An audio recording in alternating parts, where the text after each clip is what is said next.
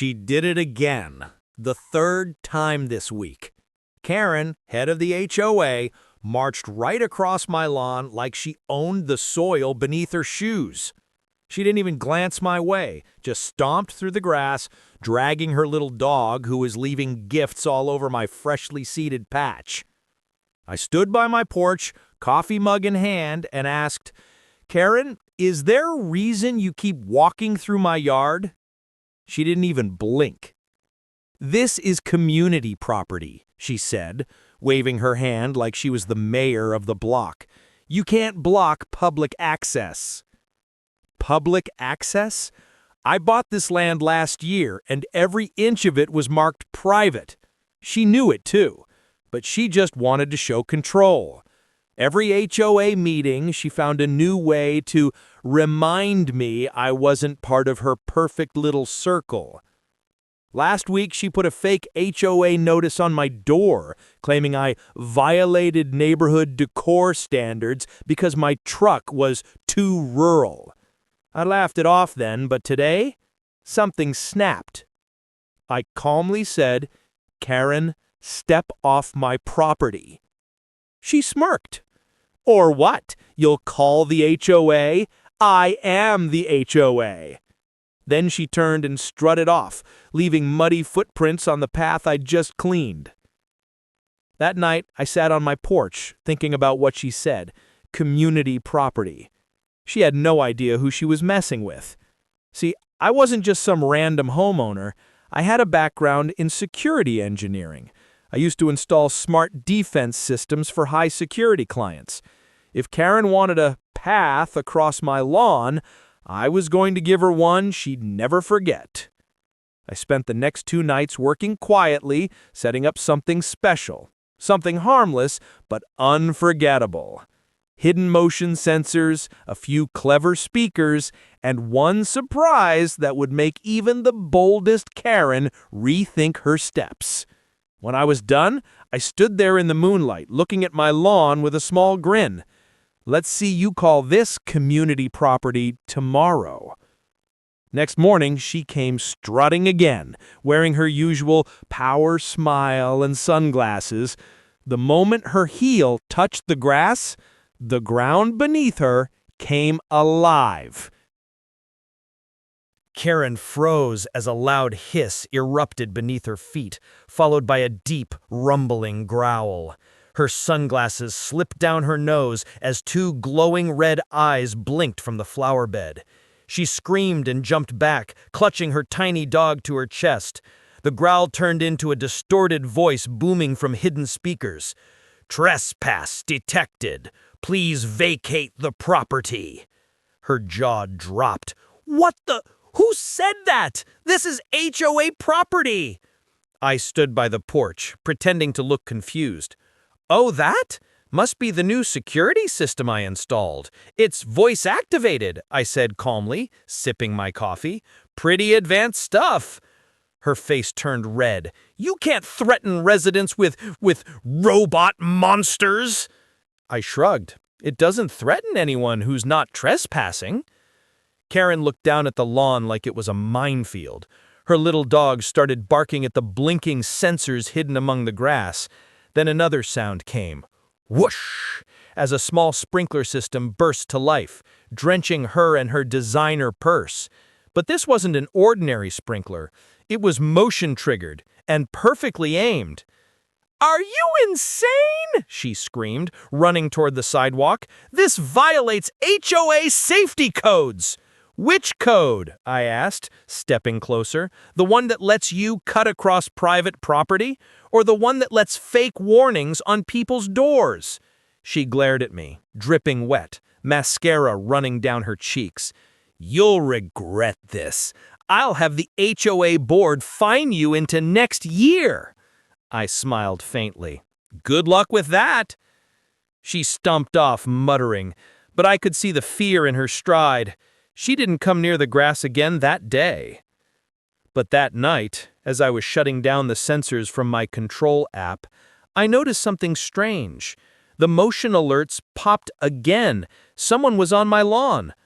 Only this time, the system was offline, and whoever it was, they knew how to disable it. My heart pounded as I looked at the screen. The motion alert flashed one last time, then went dark. No video feed. No signal. Someone had cut power to the control box behind my shed.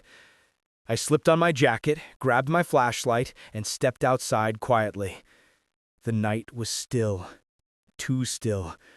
The only sound was the faint rustle of leaves and the soft clicking of my boots on the gravel path.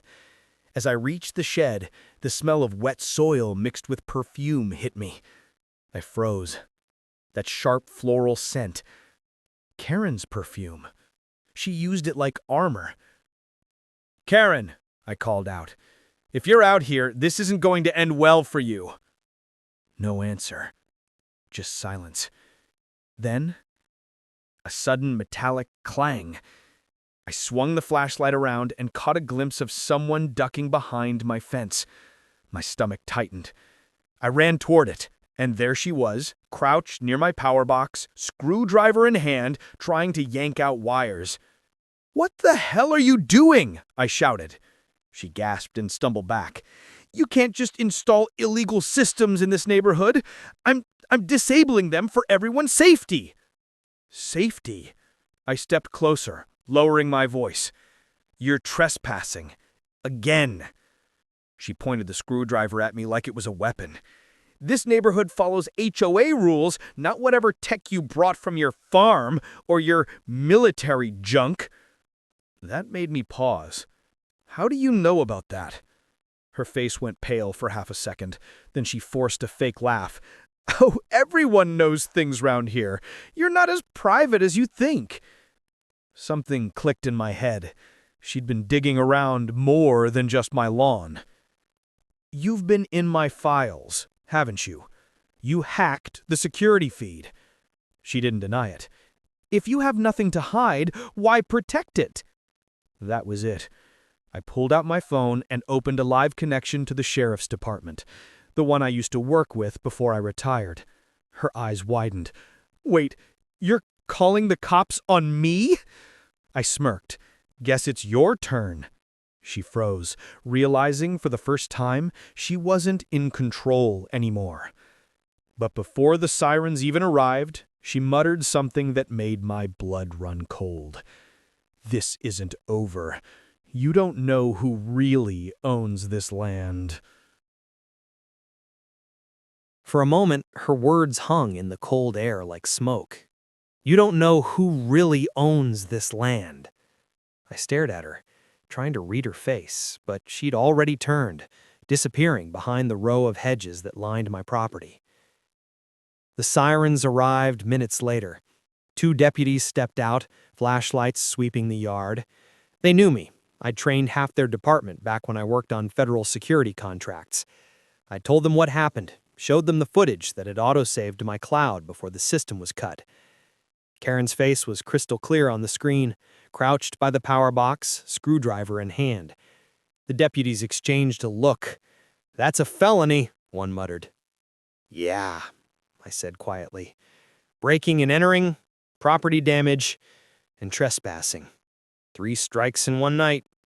They promised to handle it, but deep down, I knew Karen wasn't the type to back off easily. And that last thing she said kept echoing in my head. The next morning, I drove down to the county records office. The clerk looked up the property deed and handed me the file. "You're the sole owner," she said. "No liens, no HOA authority within a mile." So why would Karen claim ownership? When I got home, I found the answer waiting on my porch. A thick envelope with no name, just the HOA logo. Inside were photocopies of land maps with red pen marks and a typed note. "Enjoy your little fortress while you can. This land was meant for the expansion. You were never supposed to buy it." I let out a slow breath, a mix of anger and amusement. They'd been planning to take this land long before I arrived. My house wasn't a problem. It was an obstacle. So I decided to make it permanent. That night, I reactivated my system, doubled the sensors, reinforced the fences, and added a few silent surprises only a trained eye would notice. Then I sent a copy of the evidence to the county sheriff, HOA fraud division, and a local news reporter I used to know. By the next week, it was all over town. HOA leadership caught falsifying property claims, harassment charges filed, and Karen herself facing investigation for trespass and impersonating an official. When I saw her the final time, she wasn't marching anymore. She was standing quietly on the sidewalk, watching movers haul boxes out of her home. Our eyes met for a second. I just said, "Community property, remember?" and went back to mowing my lawn. She turned away without a word. I didn't install any more surprises after that. Didn't need to.